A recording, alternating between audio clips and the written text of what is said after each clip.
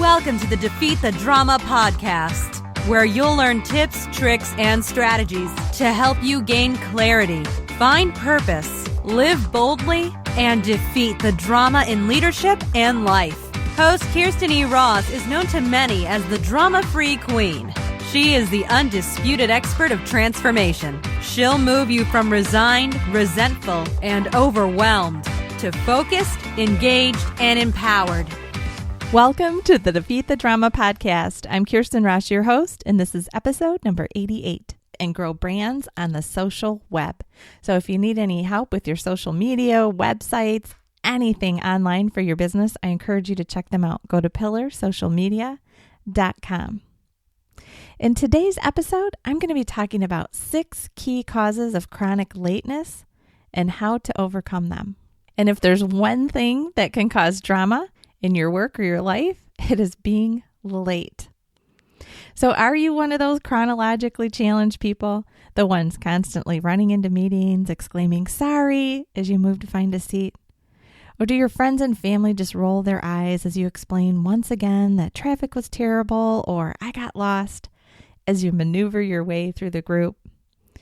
Tardiness creates drama, and I hate to tell you, it's a sign of disrespect. And don't underestimate the negative impact that chronic lateness creates. You need to do all in your power to be on time. I have coached people with this affliction and found varied reasons for it. Today, I'm going to cover 6 of the main culprits that I've helped clients overcome. Do you struggle with any of these? As always, get real. You have to acknowledge something before you can change it. And remember, our goal is to defeat as much drama as possible. So the first one is you don't gauge time well. You aren't realistic about how long things will take or how much travel time is required. The second one I see often is you get lost in a current task and time slips away. You look up to see that there is zero possibility of arriving to your next commitment. Number 3, you like to seem important, and arriving late to a meeting or gathering proves that you have many things on your plate. People should just appreciate that you've blessed them with your presence at all. So this one, I'm going to pause for a minute. This one might be one that's difficult to acknowledge if this is you. But I do want you to take a look at that if that's you. Are you constantly kind of trying to find reasons to be late? You are completely disorganized with your calendar and have no idea what's on it or when. It has totally gotten away from you. Number 5, you don't say no appropriately, so are constantly overscheduled. Maybe you don't even bother to check before you say yes yet again. You'd feel bad saying no. You'll just figure it out later. And number 6, you just don't care. You're that type B personality to the nth degree. You'll get there when you get there. You have no idea why so many people let time rule their lives. So unless you are of that just don't care variety, you are probably experiencing drama yourself as you try to maneuver through a too full calendar. If you're the ego later, your stress might be coming from finding things to do to continually appear busy so that you can arrive late and kind of feeling chaotic when you walk in. And the people who are waiting for you are feeling stress. If you are an important part of the meeting, you may be wasting everyone's time. They can't finalize a conversation or make a decision without you and have to wait and then spend additional time summarizing what's already happened. Or your family and friends held up dinner or waited to cut the cake or started without you but missed your presence once again. It's just flat out a sign of disrespect. You are saying that you are more important than other people, that your time is more important. Anyone can be late for a meeting or can overschedule. It takes intentional action to avoid it. So when I work with leaders who are chronically late, I give them these strategies. I'm going to go through each of the 6 kind of main reasons for being late that I see, and I'm going to give specific strategies for each one. So the first one I shared was you don't gauge time well. So if this is you, here are some ways to help avoid that. So reality check your time estimates. Create your initial estimate and then tack on some extra time. If you have repeating tasks, keep track so that you have a reference for next time. Another idea is to have a colleague or a friend who is notoriously on time review your estimates. Or if you have an admin, give them more control of your schedule and ask them to be realistic. For travel times, I recommend adding 10 to 15 minutes additional for every half an hour the travel should take. I know this sounds a little much if you're not used to doing that, but it's what's required because stuff can happen on the way that's unexpected. If you're in an area with extra heavy traffic or it's rush hour, you'll need to tack on even more. And make sure to factor in time to get into the building. If you have to hit the 20th floor, you'll need time to park in a large lot or structure, wait for the elevator, and take the ride up. Getting places early feels really good. I'm telling you, if you have not experienced it, I really encourage you to try it. And I'll tell you, I'm an efficiency junkie, and I'm also a freak about being on time. I arrive almost everywhere early. So how do I deal with the extra time I have when arriving early? I just travel with portable, quick tasks that I can do anywhere. I can still be efficient with my time without the stress of running just on time or late. Number 2, you get lost in a current task and time slips away. So if this is you, there's a super quick fix. Just set an alarm on your phone. Determine what time you need to be done. Pick a catchy tune. Utilize some self-discipline to stop when it goes off. And you've got it. Number 3, you like to seem important. I just need to tell you, get over yourself. The truth is, everyone in that meeting or event had many other things that they could have been doing with their time too. You don't look busy and important, you just look rude. And I'm really sorry to be that blunt, but it's true.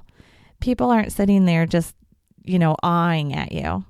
I mean, there are some people who are, have a lot of notoriety, but just being late doesn't make you important. It's a way more impressive to juggle many things well. Be intentional about what you commit to and follow through on your word. I remember the year I was getting married. I was a single mom. I was a business owner. I was a board member. I was helping to start a nonprofit. I had so much on my plate, but I can tell you during that entire time, I made it to my kids' activities and I arrived early to all of my professional commitments while still managing to plan a wedding. How did I do it?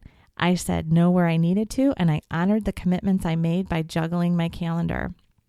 You can get a lot done while still respecting yourself and others. Number 4, you are completely disorganized with your calendar. So you just need to find a system that works and stick to it. If you have an admin who can own this for you, give up the fight. Or perhaps he or she is the one creating the chaos by overbooking you. If this is the case, get it in control. Create specific rules about the number of appointments, after-work obligations, breakfast meetings per week, etc. So create all those rules and then let them create the structure around the rules. And then it's just getting in the habit of checking it before you add anything to it. And you must check it throughout each day or at least first thing in the morning to make sure that you know what's there. And again, be intentional about to what you commit. There's nothing more important than that concept, really, because if you overcommit, you're never going to be able to be on time or follow through on your word. So years ago, when I was just starting my business, I did struggle with this a little bit. I'll have to admit it. I had been a stay-at-home mom for a few years with just a few play dates and an occasional pediatrician appointment on the calendar during the day. And I just wasn't used to checking that calendar and keeping track of time. I remember missing a really important phone conference call. It was, like I said, the very early stages when I still maybe had just one meeting to track every couple of weeks. I wasn't yet back in the habit of checking my calendar every day nor keeping track of time for anything other than nap or snack times. I had to relearn.